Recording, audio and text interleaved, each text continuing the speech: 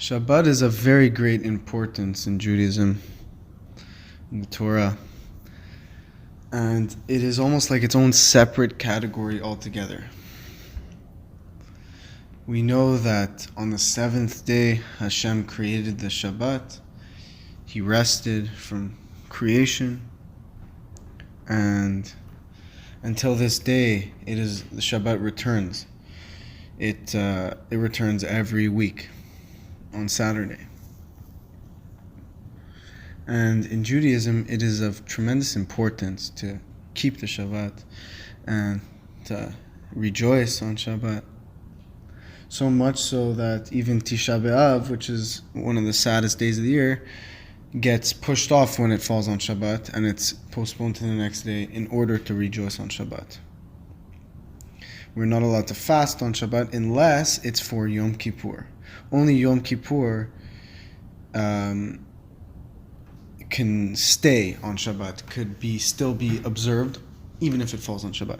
Every other day that falls on Shabbat, like a fast day or a sad day of mourning, gets postponed. Now, Shabbat is also a 10 commandment. It was invented on the seventh day, or it was brought to life. And then it is also being told to us through the 10 commandments that it's actually one of the 10 commandments.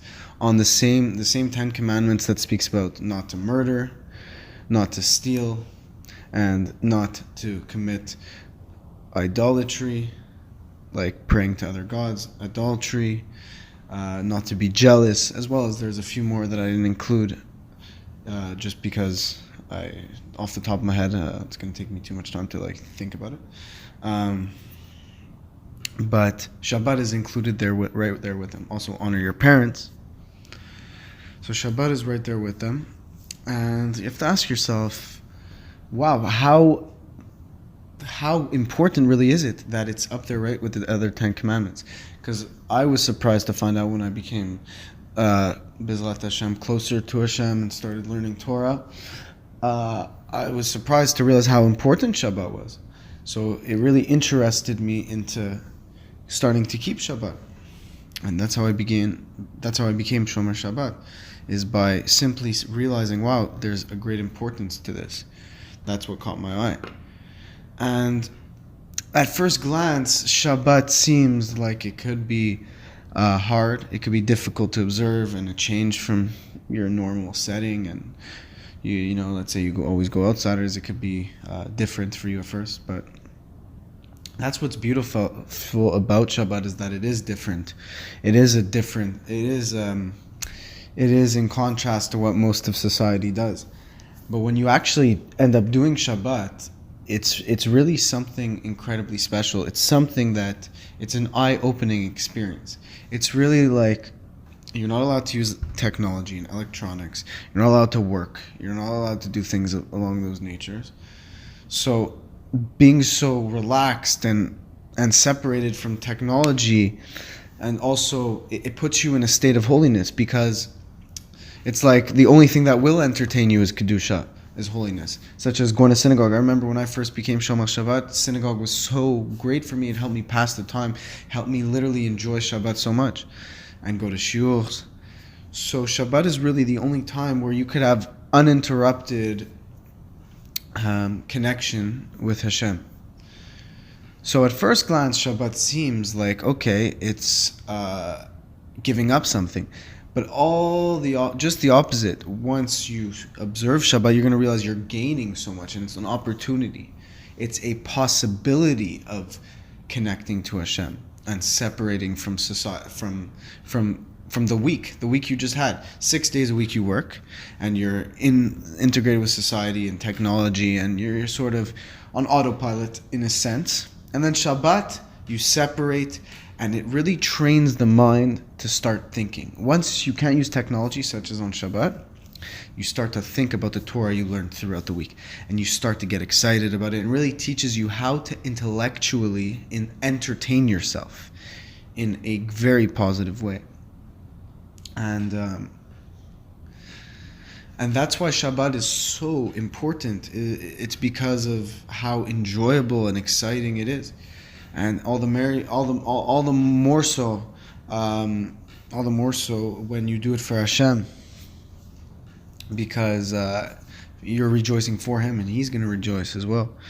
And there's actually an excerpt from, if I'm not mistaken, a book of halachot. It could be the Shulchan Aruch, but don't quote me on this.